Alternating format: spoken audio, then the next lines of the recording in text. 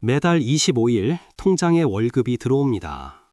하지만 기쁨도 잠시, 카드값, 월세, 공과급이 빠져나가고 나면 잔고는 다시 0에 수렴하죠.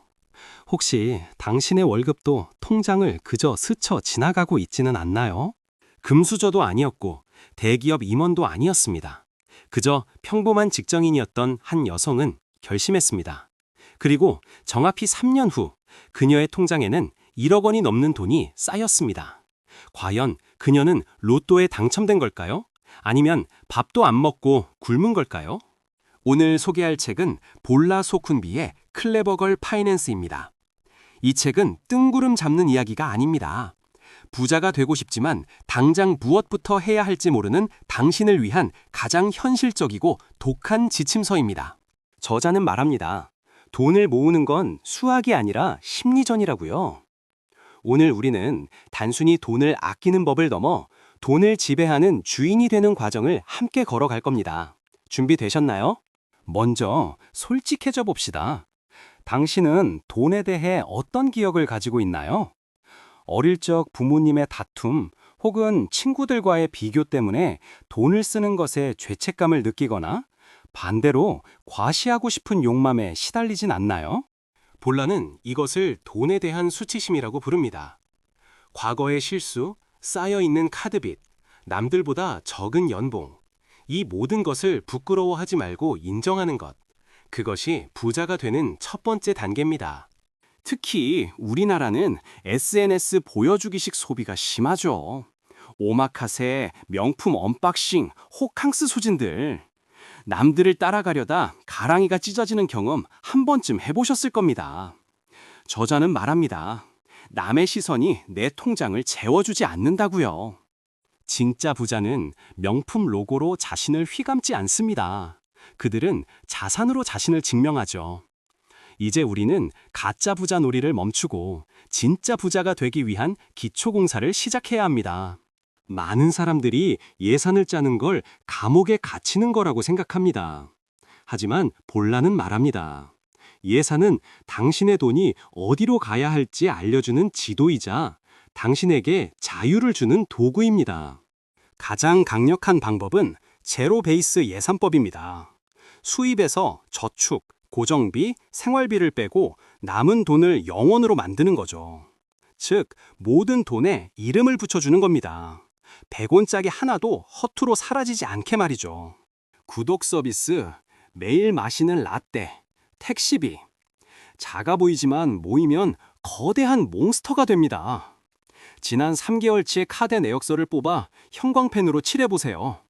내가 무의식적으로 흘려보낸 돈이 얼마나 되는지 충격을 받으실 겁니다. 예상을 잘 짜도 인생은 변수의 연속입니다. 갑자기 아프거나 경조사가 생기죠. 그래서 반드시 비상금, 즉 FU 머니가 필요합니다. 이 돈은 여러분이 싫은 상황에서 당당하게 싫다고 말할 수 있는 힘을 줍니다. 혹시 빚이 있다면 투자는 잠시 미루세요. 빚은 밑빠진 독입니다. 가장 작은 빚부터 갚아나가는 눈덩이 방식으로 성취감을 맛보세요. 하나씩 지워질 때마다 여러분의 자존감은 올라갑니다. 아끼는 것에는 한계가 있습니다. 200만 원 월급에서 100만 원을 아끼는 건 힘들지만 소득을 300만 원으로 늘리면 150만 원 저축이 쉬워집니다. 저자는 부업, 즉 사이드 허슬을 강력하게 추천합니다. 지금은 단군 일에 돈 벌기 가장 좋은 시대입니다. 블로그, 유튜브, 재능마켓, 전자책. 여러분이 가진 재능은 무엇인가요? 회사 월급에만 목매지 마세요. 당신의 파이프라인을 다각화해야 합니다. 최고의 투자는 바로 자신에게 하는 투자입니다. 몸값을 올리기 위해 자격증을 따거나 새로운 기술을 배우세요. 월 10만 원의 강의료가 나중에 월 100만 원의 연봉 인상으로 돌아올 수 있습니다. 돈을 모았다면 이제는 불려야 합니다. 잠자는 동안에도 돈이 일하게 만드세요. 투자의 핵심은 복리입니다. 아인슈타인도 세계 8대 불가사의라고 불렀던 그 마법이죠. 주식은 도박 아니냐고요? 공부하지 않고 뛰어들면 도박이지만 알고 하면 과학입니다. 인플레이션 시대에 현금만 쥐고 있는 것이야말로 가장 위험한 도박입니다. 내 돈의 가치가 매일 떨어지고 있으니까요. 단타로 일확천금을 노리지 마세요. 볼라는 꾸준한 장기 투자를 강조합니다. 시장은 오르내리지만 우상향하는 자산에 시간을 태우면 결국 승리합니다. 지루함을 견디는 자가 부를 거머쥡니다. 결혼 자금, 주택 마련, 노후 준비. 목적별로 통장을 나누세요. 그냥 모으는 돈은 쉽게 깨지지만 이름표가 붙은 돈은 끝까지 지켜낼 명분이 생깁니다. 당신이 가장 많이 만나는 5명의 평균이 바로 당신입니다.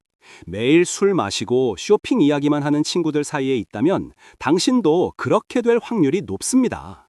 경제적 목표가 같은 사람들과 어울리세요.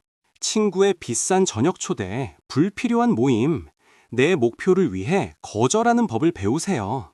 진정한 친구라면 당신의 꿈을 응원해 줄 겁니다. 잠깐의 어색함이 당신의 미래를 지켜줍니다.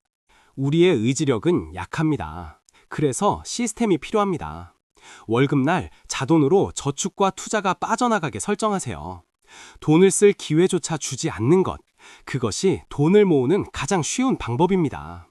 여성들, 그리고 청년 여러분, 돈을 안다는 것은 단순히 사치를 부리기 위함이 아닙니다. 내 삶의 주도권을 내가 쥐겠다는 선언입니다. 부자가 되는 것은 나를 사랑하는 가장 적극적인 방식입니다. 가끔은 예산을 초과할 수도 있고 충동 구매를 할 수도 있습니다. 괜찮습니다.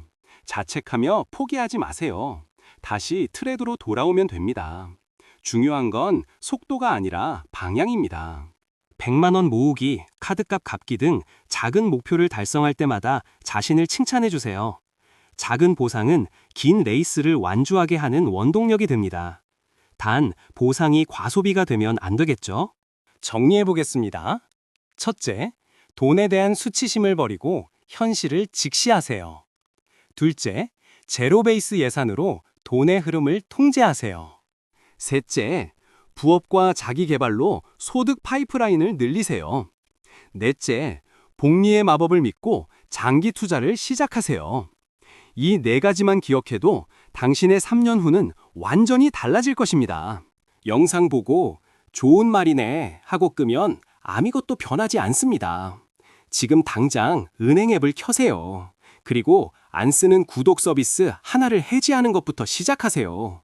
그 작은 행동이 1억 모으기의 시작입니다. 볼라 소쿤비가 해냈듯이, 그리고 수많은 클레버걸들이 해냈듯이 당신도 할 수 있습니다. 당신은 가난하게 살기엔 너무 똑똑하고 소중한 사람입니다. 부자가 되는 길은 외롭지 않습니다.